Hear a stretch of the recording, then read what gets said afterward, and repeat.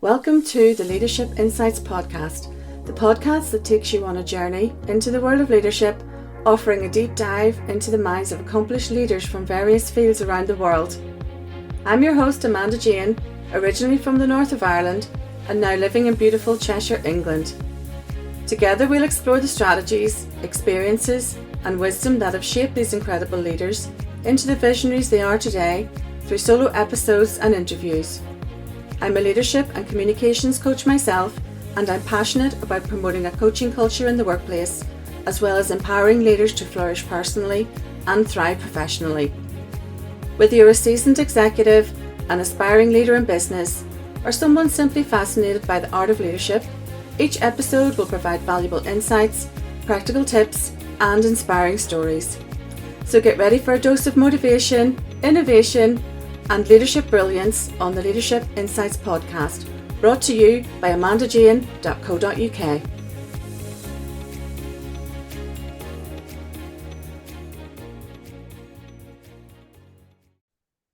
Hello everyone, and welcome to the Leadership Insights podcast. And this episode is definitely going to be a lively one. I've got Alison Grass with me, and she is the spiritual biz witch. Hello, Alison. Hi, I'm super excited to be here. Thank you for joining me. And you are a business coach and marketing mentor. So tell me more about that. Yeah, so I didn't start off actually as a business coach or marketing mentor. I started off as a spiritual life coach, and turns out that I'm really good at the things that you need to be good at to build a profitable business. So I used to have other spiritual coaches, healers, light workers reaching out to me all the time, like, hey, can you help me build my business? Can you help me expand my business? And so there was born the spiritual biz witch. So I work with rebellious, anti-establishment, spiritual coaches, healers, and service-based female entrepreneurs to help them build irresistible, iconic brands. That is a big achievement. Irresistible, iconic brands. I love that. Thank you. And I know you on social media, and definitely iconic is a word I would use to describe you. So, do you have a favorite motivational song? So I really reflected on what is my favorite motivational song, because I kind of go through phases where I binge certain songs or bands, and I love all sorts of music. But right now, I'm really into melodic progressive house EDM music. And there's this musician, Lane 8, and he has this song, Road. And this is always a go-to for me because I was listening to this song a lot in 2021 when I quit my 9 to 5. So whenever I hear this song, it takes me back to this very high vibrational time that was filled with like a lot of excitement and new beginnings. So it always just kind of puts me in a really positive energy space. I love that. I love that you can listen to a song, go straight back to that point in time when it had such meaning for you. I don't know that song. I will check that out. And do you have a favorite motivational quote? I do. It's a bit of a philosophical or spiritual quote, and I'm a business coach, but it's not really oriented to business as much as it is the human condition. And it starts off by saying, if there is to be peace in the world, there is to be peace in the nations. And if there's to be peace in the nations, there must be peace in the cities. If there's to be peace in the cities, there must be peace between neighbors. If there's to be peace between neighbors, there must be peace in the home. And if there's to be peace in the home, there must be peace in the hearts, by Lao Tzu, the philosopher behind the Tao Te Ching. And I love this because I think, sometimes we look at the world around us and we feel so helpless that we can't do more. But I think that one of the most important things that we can do as citizens of this earth is work on our own compassion and heart. And I think just by being a bit more loving, that in itself has like a really direct ripple throughout the collective consciousness. Yeah, that is so profound. I've not heard that before, but it just reached me when as you said that's incredible. Wow, Yeah. thank you for that. But you're right, you do feel so helpless, and especially with what's going on in the world at the moment, I have to not watch the news anymore because it's so overwhelming. And it doesn't mean that I don't care. It's so bad. But we're all compassionate human beings, and the world at the moment is a scary place. But just to have begin with the small steps and be a bit more kind, a bit more compassionate. I really like that. Thank you. A favorite book, and this might be tricky because a lot of people can't narrow it down to a favorite book. So, in a natural juxtaposition here of going from something deep and philosophical, we're going to switch gears here and be like, I love a good murder mystery. So do I. I love where you just can't put the book down, Gone Girl, Yeah. those are the types of books that I really love to read. Yeah, me too. And I love a good thriller. And the reason for that is because in your work, you're so busy, work, work, work. I love complete and utter escapism that occupies my brain.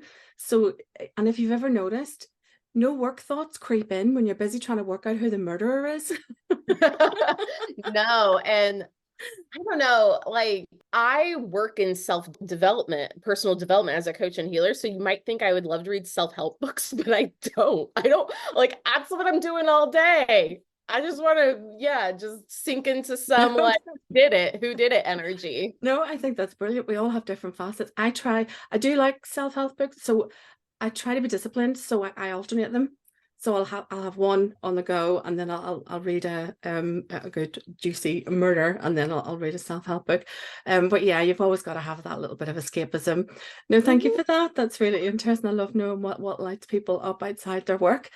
Back to leadership. So can you share your leadership journey and maybe some key milestones that have shaped your career? Yeah. So I started my business in 2020. COVID. A tumultuous year for many. I was going through my second spiritual awakening, and the career I previously held, I was a director, so that had inherent, leadership roles.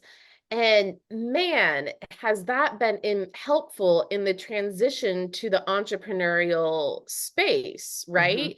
Especially when it comes to, as being a business coach now, helping other coaches and healers build their brands, make more money. It almost necessitates showing up in the same capacity as I did when I was a director for my staff, as their mentor, as it does for a lot of my clients that work with me. And so that skill set has really rolled over very well. Absolutely. So you said your second spiritual awakening. Can I ask about that if you don't mind? What is it? So, spiritual awakenings, first off, sound like they'll be really enjoyable, but they're not. They're not. So I was expecting you to say, "Oh, it was amazing." It was awakening to me sounds like something enlightening and illuminating. But it was a lot enlightening, but it wasn't enjoyable. So, the line of work I did was more along the lines of political advocacy work. And I really loved what I did. I was like, man, I'm making so much change in the world.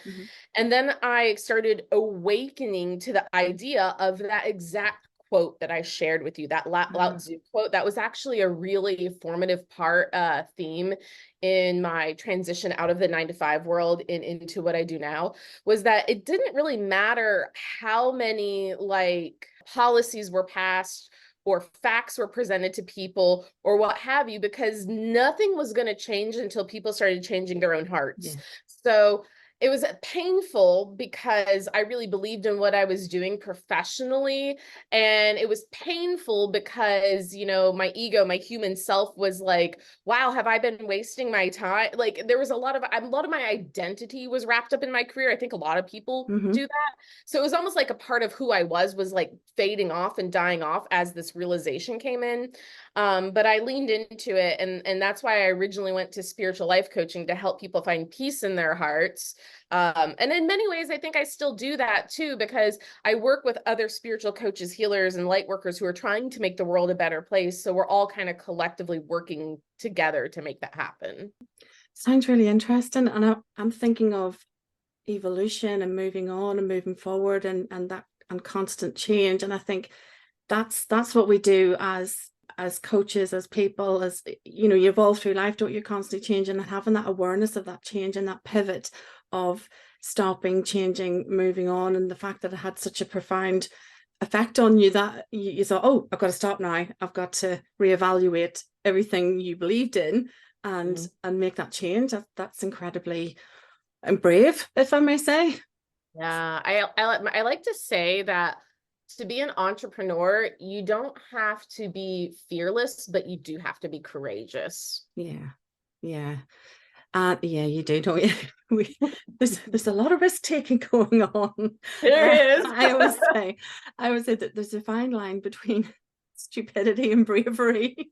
Yeah, it's true.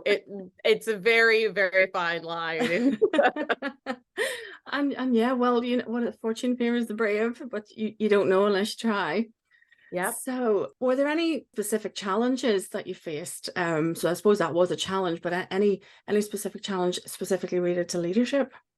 I think in terms of any challenges related to leadership, it would probably be, and I think a lot of entrepreneurs experience this, imposter syndrome at Yeah. first, right? Like, who am I to help people on their, at that time, spiritual journey, Mhm.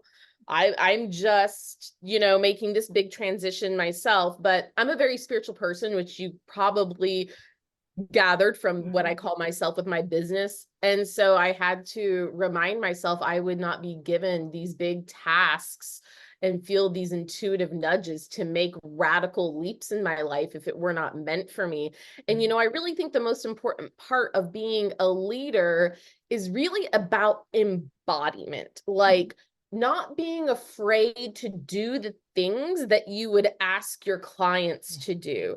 So, even right now as a spiritual business coach and marketing mentor, I do not ask my client base or audience to do anything I've not done for myself, right? Yeah. And so that's kind of like the idea of, if you want your people to be in the trenches, you have to be in the trenches too. So luckily, having the ovaries to take that leap from what is my brain perceived as certainty into creating a very successful business for myself, that is leadership. And when I help others do the same thing, I'm not asking them to do anything that I haven't done myself.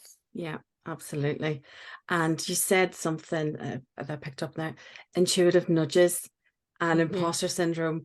Imposter syndrome fascinates me anyway, but the fact that you said intuitive nudges, you've got to listen to that. I definitely got to, and they just come from nowhere, but you've got to be guided by that, regardless of what that inner voice is saying. Oh, who do you think you are? But if that intuitive nudge is there, you've just got to go for it. Yeah, and I like to think of our intuitive nudges as like a direct connection to source, your higher power, God, whatever your special word is. It's a Hmm. very divine thing. It's not going to make sense to your brain. Our brain pretty much exists to help us, quote unquote, say safe, right? Hmm. So it oftentimes we choose to do things or not do things because we perceive them as being the safer thing. Hmm. But your intuition will often ask your brain to do things it doesn't feel comfortable doing. But that soft whisper that you get that seems out of nowhere, that's not out of nowhere. That is a direct connection to something very deep and meaningful that's trying to guide you into your Hmm. path. Yeah, very interesting. I like reading about things like that, and it is all connected, isn't it? You've got your intuition and all of those things. So, my next question, I'm interested in the role models that have inspired you in your leadership in your life. Do you have any? Oh my gosh. I did not prepare for this question. You know what? Oh, off the top of your head is usually most revealing because you don't overthink it. Yeah. Um, Doesn't have to be famous. I'm not going to say names because I'm going to keep my prior place of employment private, Hmm.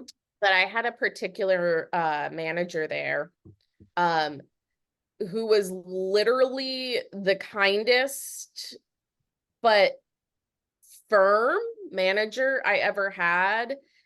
And, you know, he was no BS. If my work sucked, he'd let me know.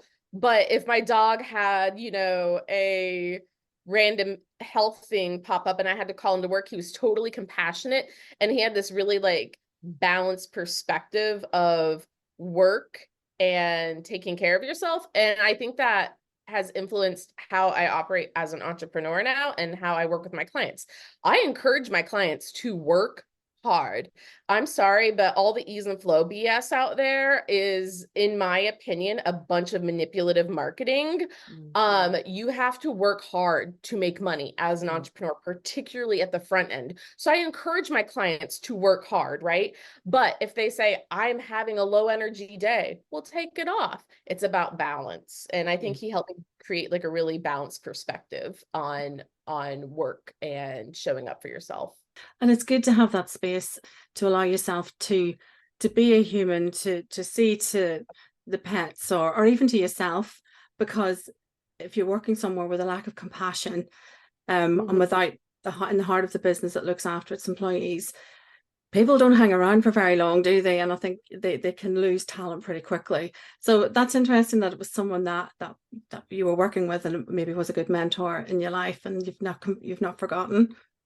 Yeah, and then I would probably say I had an academic advisor in grad school, and I couldn't remember all the nuances, but I will say the two things that he and my previous boss had in common was that they both pushed me to out of my comfort zone while knowing when to hold space for me when life was lifey.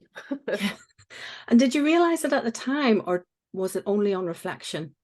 Totally did. I immediately thought of these people as mentors. Can you think of a specific instance where you turned a setback into an opportunity for growth? Oh man, I feel like when you're an entrepreneur, every day is an opportunity to turn a setback into growth. So, entrepreneurship is all about showing up every single day in your business, even if it feels like it isn't working. And you're going to experience many moments as an entrepreneur where it feels like it isn't working, but you do it anyways. There is nothing that primes you for a growth mindset more than creating your business and having a business that hinges completely on uncertainty, because it does. It's uncertain. And so I think that it's that mindset of, well, I don't know what's going to happen. I haven't reached my income goal this month. My launch didn't fill up as many people as I wanted. And when that happens, you can either look at those circumstances and become a victim of your circumstances, or you can become a victor of your circumstances and use those as opportunities to fine tune next time. And I feel like that is literally the cycle of entrepreneurship. If you're a successful entrepreneur, is taking those experiences and choosing whether or not you want to fine tune them. And I feel like that's something I probably do quite regularly. And it's that constant machine. You've got to keep going. And it can be quite lonely sometimes, because not a lot of people, well, I think family and close friends, they don't quite fully know what it is you do. So, or, generally entrepreneurs, they've got a vague idea, but they're not 100% sure. So it's difficult to find someone close maybe to confide in on the, the finer points of the problems that you're having. But I quite like the entrepreneurial, I like these groups that you can join. I like listening to podcasts, and I really love it when someone's in the same space that I'm in, and I can tune into a conversation and they're going through exactly the same things that I'm going through. Oh, 1,000%. You have to be a part of a group if you're an entrepreneur. It's going to be a lonely road to walk by yourself. Even if you can clearly articulate what it is that you do as a business owner, people are not going to understand why you would want to take that perceived risk as a business owner unless they're another business owner. Yeah. That's the only other person, because there's just something exciting that lights you up about it. I know that I am frequently a part of like group coaching programs or masterminds. I have my a membership called the Coven, which is very on brand with being a spiritual business witch. And they don't necessarily have to be very expensive things. It can be a lower cost thing, but by staying connected to other, female, in my case, female entrepreneurs that are building, large empires that have a big impact in this world, you can maintain that energy of excitement because you always have someone to celebrate with, talk to, commiserate with, and you really need that energy of excitement. I feel like if you want to be able to continue to grow your business, we are the average of the 5 people we spend most of our times with, after all. Yeah. And I think women in the entrepreneurial world, they're very, very good at that, aren't they? Coming together, celebrating, grouping. And yeah, even just with my limited experience, the little pockets of support that are around, I would be lost without them. And it is brilliant to know that they're there, and they will know without you having to go down the road of the long story of the problems that you're having. They will know immediately what it is that you're going through.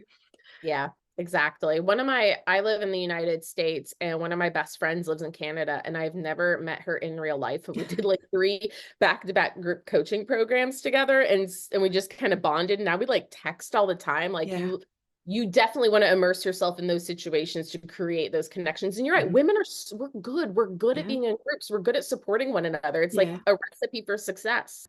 It is. It's incredible. And even just doing this podcast, as new as it is, I'm talking to people all around the world, and just having these natural conversations, getting to know people, being deeply curious about what lights them up. And I'm sure I'll find friends for life just in this tiny little pocket of my world. But women are very good at this. Definitely. They do. They're very good at coming together and lifting each other up. If you had a piece of advice to an aspiring female leader or your younger self, what would it be? Ooh, that's a good one. So, probably that the comfort zone is where your business dreams go to die. That is true. That is true. I know that sounds harsh. I don't mean to sound harsh. But you've got to be harsh. It's not, you know what? Clients aren't going to come knocking on your door. Here, let me give you $1,000. My most successful clients are a lot like me, where they lean into that uncertainty, right? They take that embodied leadership action. They do the things they're called to do. They behave like a leader.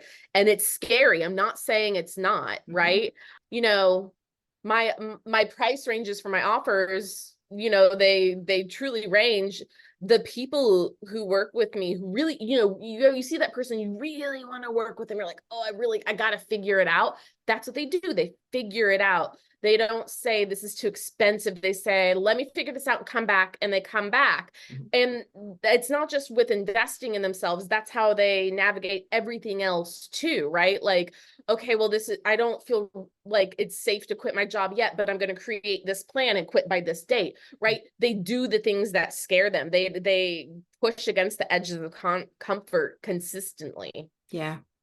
And it's interesting if you think of yourself in your former corporate role, and you think of yourself working to retirement age with that certainty and that comfort zone, and isn't that dull? Yeah, it is. It is dull. Funny you said that. But I don't think everybody's necessarily hardwired to be an entrepreneur, and I think that's okay. I think that's definitely okay. But I enjoy the excitement of the unknown. Exactly. And I think that's really an important part of the mindset for this work. And that's a theme that I've seen just from talking to people through this podcast. And it's the uncertainty, the comfort zone, the imposter syndrome, all of those things that come out. And in spite of all those things, we still want to do it. And but everyone lights up and everyone talks about their struggles, and it's lonely, and I have all these struggles, but I'm still doing it tomorrow. I'm still going to do it, because they're addicted to the adrenaline, the buzz of success. And for me, I think the highs are really high, but that makes the lows really low. And you constantly seek the highest highs. But I think it's definitely a characteristic of entrepreneurs that they keep coming back to look for that particular thing. And yeah, not everyone can do it. That's absolutely fine. But when you see that you see that similarity in other people, it just makes me smile, because it's not for everyone, really. It isn't, but it does make me smile when I see it in other people. So balancing all of these things in your life, you mentioned balance early on. So how do you manage to keep a work-life harmony or balance? How do you keep seeing? Oh, well, I don't think that's too challenging for me because I'm a huge introvert. I know that's probably shocking because I'm so colorful, but introverts just gain their energy by being alone, right? Yeah. So it doesn't mean I'm shy. I'm not shy, but I really enjoy being at home. So I think that probably makes it easy because I'm not trying to do a lot anyways. But I think the biggest way I've learned to find balance in my business is I've been healing from chronic illness for the past 6 years, and nothing has taught me the value of listening to your body and knowing when to slow down than that. Mm. And I always make time to meditate every single day. And I always do my regular yoga practices. And I maintain my mental and spiritual health because your internal reality creates your external reality. It's not the other way around. The external reality does not create the internal reality. So taking care of your emotional, mental, and spiritual health first and foremost, so that you can show up in your business in the way that you desire, that will inherently create the balance. Definitely. That is so true. And what's going on the inside is a reflection of what's happening here. Yeah, yeah, meditation is a great way to stop, switch off, refocus, rebalance. Yoga is fantastic. One of my earlier podcasts was with a yoga teacher, and she's been doing it most of her life. But you need to look after your spiritual and your emotional. But meditation for me, I do a little 5-minute one every day. I promise myself I'm going to do more. So can you discuss a leadership challenge that required you to think outside the box or take an unconventional approach? And I'm asking you this question specifically because I think unconventional is probably on brand for you. Yeah, probably is. Actually, I like that you use on brand because that kind of got my gears turning here. So I think one of the ways that I have taken an unconventional role to leadership as a business coach in the online coaching and healing space is that I have specifically chosen not to be like everybody else and just be me. Okay. I again to bounce back real quick. To me, being a good leader is embodying what you preach, right? You can't just preach, you have to practice what you preach. And I'm always talking to my clients, and I'm asking them as we judge out their businesses, I'm like, what makes you uniquely you? What makes you stand out from the crowd? Why are you different than your competition? And then how can you bring that to the forefront of your business? The fact of the matter is, it is a very competitive space to build a business in. That doesn't mean it's impossible, but what that means is it's not a time to blend in and be like everybody else. The wonderful thing about you, Amanda, and me is there's only one of us and nobody else can be like us. So your brand should really highlight that who you are. Because when someone is hiring a coach or a healer or someone to work on with in an intimate one-on-one capacity, it's not like picking a soup can off the shelf. They're investing in a very intimate relationship. And so I think that one way that I have really stepped out uniquely is by showcasing my brand, as you mentioned, very colorfully, very uniquely. And the way that this solved a problem or a challenge was that right now I'm noticing, at least in my world, there's a surplus of, for lack of better words, luxury business coaches walking around in stilettos and exuding a certain image of wealth. Mm-hmm. And my ego was like, I guess if I want to scale my business to 7 figures, I have to be like them. But my spirit was like, or you could just really emphasize the unique parts of you that make you you. And so for me, what I did to make myself stand out and not blend in with the crowd is to be the exact opposite of what other high level business coaches are doing. Yeah. And it's about being the authentic you. And and clients will see through that immediately because it doesn't line up with who you are.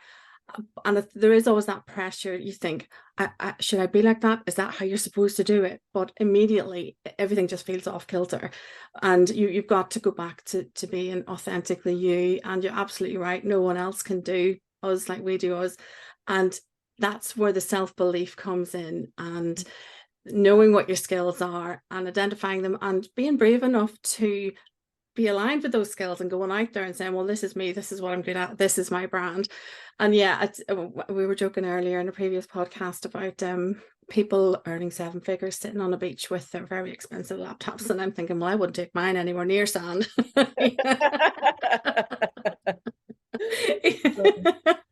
So and you know how much of that isn't real, and it's not real, but you but in order to get that attention, to stand out, if you are real, it's there. There's nowhere to hide, and you've just got to be authentic and be yourself. But it does make me laugh, all these all these things. But yeah, but no, thank you for that. It's good to know that there's still some authenticity out there. But it you can see how people can get swept up in that. Especially young people, it worries me. It really does. It worries me that people think that. And just going off topic, on social media, on Instagram, I don't hammer it. I just do what feels natural. But very often I'll get very young men with less than 100 followers pointing out what's wrong with my social media. And that I need them. Yeah, I get that too. Sometimes I get a little sassy and I pitch back to them. I'm like, really? Well, I'm a business coach. And when I teach people how to network with others, I don't teach cold DMing, because that's a great way to repel potential clients. If you would like to work with me, though, and learn a way that works better, let me know. We can set up a consultation call. Oh, it just made me laugh. And maybe I should do that. But it's fun. Everyone should do it. Yeah, they should do it. But that's the hustle culture, isn't it? That's the I've got to go out there. And do you know what? It's never women.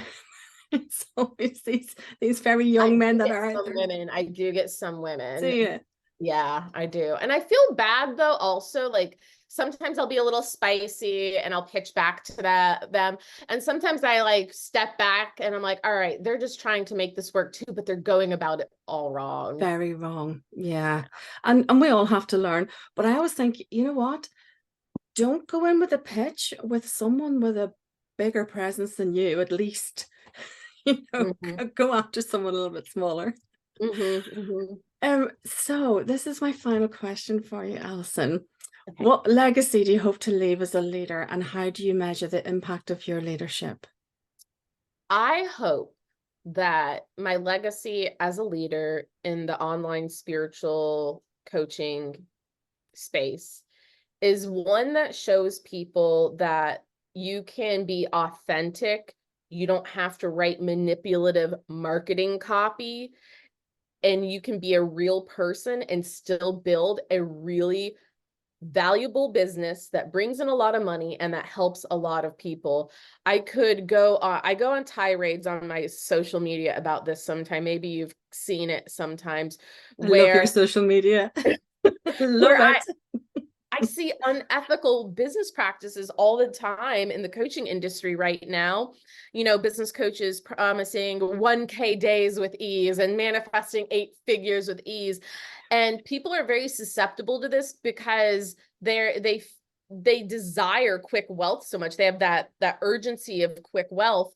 And, I'm not saying it's not possible, because I've experienced some amazing money miracles over the past 4 years, but it paints this illusion that's common for businesses to build wealth without muscle, grit, and time. And that's just not the case. So I hope to be a voice of reason in this landscape where I'm seeing increasing unethical practices, and also show people that you can build a ethical business that brings in a lot of money by being you and learning the proper marketing and sales strategies to sign clients. Yeah.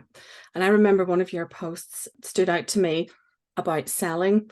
And a lot of people don't like selling, and it gives you the ick, and it's this and it's that. And you said, I'm a businesswoman. It's my job to sell.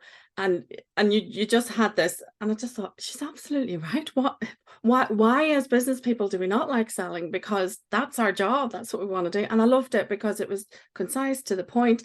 And it was just perfectly pitched. I thought it was fantastic. But absolutely right. You've got to have the knowledge, you've got to put the work in, and you've got to have substance to giving it all this and doing all the wonderful videos. And I will never lose that image in my head of the laptop on the beach. Because it's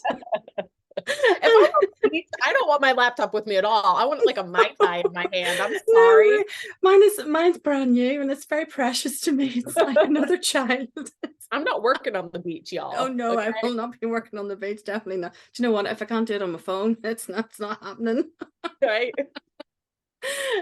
But yeah, it's the illusion of, yeah, some people may be lucky and they may get, money for whatever, but there is no replacement for hard work, constantly learning. Every day I'm learning, and I don't sit here preaching that I've got it all sussed and I know everything. I'm here talking to people like you because I want to learn, and I want to learn your story, and I want to learn about your insights, because I just want to constantly evolve and constantly absorbing everyone else's wisdom.